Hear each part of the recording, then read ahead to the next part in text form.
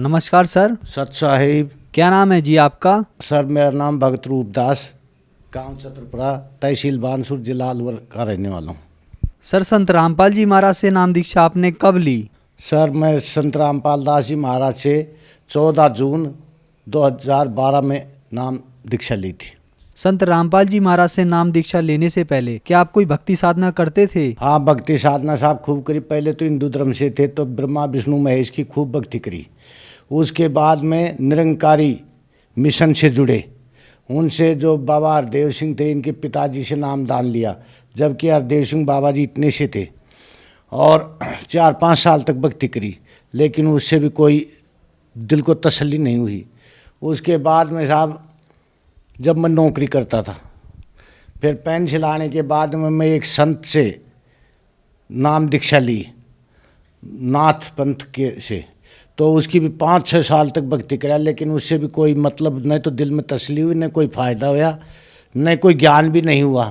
फिर दिल इधर उधर भटकता रहा। अगर यार वास्तव में इस सृष्टि को चलाने वाला कोई परमात्मा तो है, तो वो है क्या? सर आपने बताया कि आपने हिंदू देवी देवताओं की भक्ति की, इसके अलावा आप निरंकारी मिशन से भी जुड़े और नाथ पंथ से भी जुड़े, उसके साथ साथ आपने दुर्गा माता की भक्ति भी की। तो इन सभी भक्ति साधनाओं से आपको क्या क्या लाभ हुए? मेरे को वो भक्ति करने से कोई लाभ नहीं हुआ, और हानियाँ बहुत सी हुई।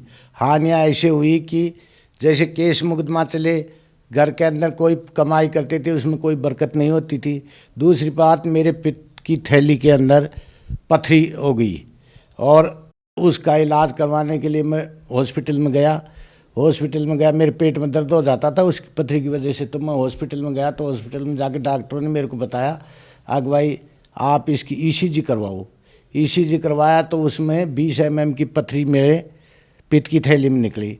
डॉक्टरों ने बोला जल्दी ऑपरेशन करा लो, नहीं तो खतरा हो सकता है। तो मैं बहुत से डॉक्टरों की सलाह ली, उसके एक के बजाय और 2-3 की ली। फिर आर्मी में मेरा लड़का है, तो मेरा उधर से वो कागज़ बन गया, तो मैं यहाँ अलवर आके दिखाया। उन्होंने भी देखकर पहले तो मेरे को दवाई दी, फिर वो उन्होंने बोला ईसीजी करवाओ। ईसीजी करवाया तो उसमें वो 20 mm की पित्त की थैली में पथरी में ली। तो इन्होंने मेरा ऑपरेशन के लिए कागज़ बना दिए, बोले साहब आपको रेफ़र कर देंगे जयपुर, और आपका ऑपरेशन वहाँ हो जाएगा अपनी उसकी तरफ से। मैंने कहा ठीक है साहब। उससे भी मैं 2-3 साल तक घूमता रहा इधर ही, क्योंकि एक तो पैसे की तंगी थी, पैसा नहीं इतना होता था कि ऑपरेशन करवा लें, और दूसरी बात है जो कमाई करते थे उसमें बरकत नहीं होती थी, वो घर खर्च में ही लग जाता था, और घर का खर्चा भी पूरा नहीं चलता था। तो सर आपने बताया कि जो देवी देवताओं की आपने भक्ति की, उन सब से आपको कोई लाभ नहीं हुआ तथा आपके घर में कष्ट ही कष्ट आए। तो फिर संत रामपाल जी महाराज के बारे में आपको कहाँ से ज्ञान प्राप्त हुआ?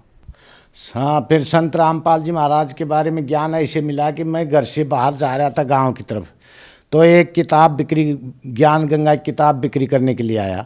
तो वो मेरे को मेरे घर से 100 गज दूरी मिल गया। तो उसने बोले भाई ज्ञान गंगा किताब ले लो, ज्ञान गंगा किताब ले लो। तो मैं बोले यार नाम तो ज्ञान गंगा, देखो चलो अब ले लेते हो। और मेरे गांव में 5000 की नफरी है बोटों की, उसमें वो एक ही किताब बिकी। तो मैंने वो किताब लेके यार ज्ञान गंगा की बहुत, वो पर्चा भी दिया साथ। मैं आके पढ़ा तो उसको उसमें देखा ब्रह्मा विष्णु महेश के माता पिता कौन है। तो मैं बोले यार ये तो किताब में पैसे बेकार ही खर्च हो गए, मैंने रख दिया। फिर 2-4 दिन बाद में फिर मुझे 15 रुपये खर्च करे, पढ़ो तो सिर्फ फिर पढ़ा। तो फिर मैंने यार ये तो ब्रह्मा विष्णु कोई दुर्गा का पति पूछ रहा है, ये तो बेकारी किताब है। फिर और 5-7 दिन बाद में जब मैंने उसको 15 रुपये खर्च करे, पढ़ो तो सही, तब मैंने उसको पढ़ा। तो पढ़ते पढ़ते जैसे जैसे आगे बढ़ा तो मेरा बस दीन दुनिया ही बदल गया। मतलब मैं तो सोच रहा हूँ कि आज तक हम 64 साल वैसे ही बेकार कर दिए।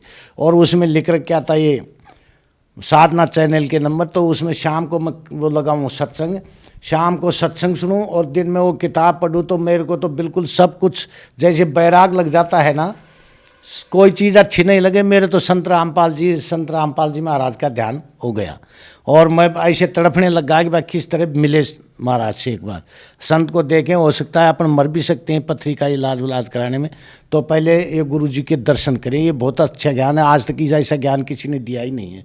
और हर ज्ञान को जो गुरु जी बताते थे, तो मैं भी गीता पढ़ने, पुराने ज़माने का मैं 9-10 क्लास पढ़ा हुआ हूँ, 10 क्लास तो गीता में मिला था, तो वो मिलते तो यार ये ज्ञान तो आज तक किसी ने बताया नहीं। आज तक कोई संत मंत कोई तो कहीं का ज्ञान बताता है, कोई कहीं का ज्ञान बताता है। ये तो ज्ञान अभी बताया है, इन गुरु जी ने बताया है। तो वास्तव में ये गुरु ही हैं। कोई किसी को बोलते बा भगवान बा राम का नाम लेता रहे, राम राम करता रहे, मिल जाएंगे। अरे राम राम करना तो मिल तो जाएंगे, तो कहाँ मिलेंगे ये तो बताओ। लेकिन किसी ने कोई तसल्ली बख्श जवाब नहीं दिया। फिर मैं गया आश्रम में, क्यों मैं जानता भी नहीं था बरवाड़ा कहाँ है, लेकिन मैं पूछ करके बस में गया। तो आश्रम में गया तो गेट के ऊपर भगत थे, मेरी तलाशी ली तो मैं बीड़ी का मंडल माचिस मेरी जेब में थी। तो उन भक्तों ने बोला भाई ये बाहर रख दो, ये भगत जी क्या है। मैं बोला बीड़ी माचिस है तो ये बाहर रख दो। मैं बीड़ी माचिस के बगैर नहीं रह सकता हूँ, क्यों मेरी कैपेसिटी थी 3 मंडल बीड़ी रोजाना पीने की। तो साहब वो बोले बाहर रख दो, अंदर मिल जाएंगी। अब आप बाहर रख दिया। मैं गया अंदर गया तो वहाँ तो जा करके सत साहेब को हर आदमी तो प्रेम से तो बोले। मैंने गया, पहले तो मैं बीड़ी की तलाश करी, बीड़ी की दुकान है कि नहीं। फिर बोले बीड़ी की दुकान तो नहीं है यहाँ पर।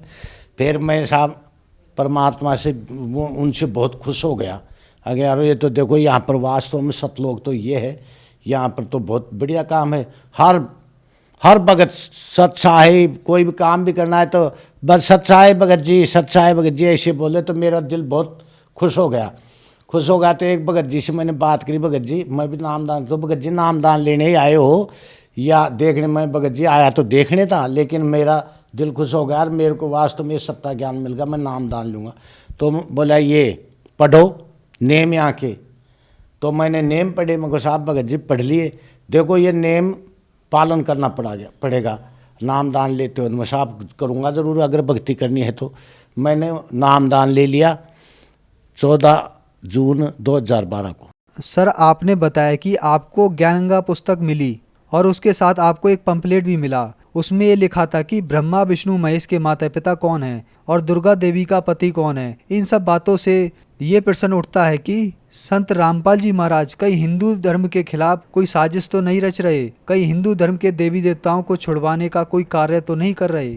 संत रामपाल दास जी महाराज जो भक्ति बता रहे हैं वो हिंदू धर्म के बरखिलाफ कुछ नहीं बता रहे हैं, क्योंकि जो परमात्मा हमारे को वो चीज़ बता रहे हैं कि जो ब्रह्मा जी का मंत्र है, जिस मंत्र से ब्रह्मा जी आकर्षित होते हैं, तो वो मंत्र विष्णु भगवान का, शंकर भगवान का, गणेश जी का, और इनका मंत्र वो सही मंत्र सही भक्ति बता रहे हैं। तो उस भक्ति से, और हम वो करते भी हैं वो भक्ति, तो वो उनके हिंदुओं के बरखिलाफ नहीं बल्कि हिंदुओं के देवताओं की भक्ति करवाते हैं। और ये जो नकली संत हैं, भक्त हैं, वो उनकी वास्तविक भक्ति, उनका मंत्र ही नहीं जानते हैं, न उनकी भक्ति करवाते हैं।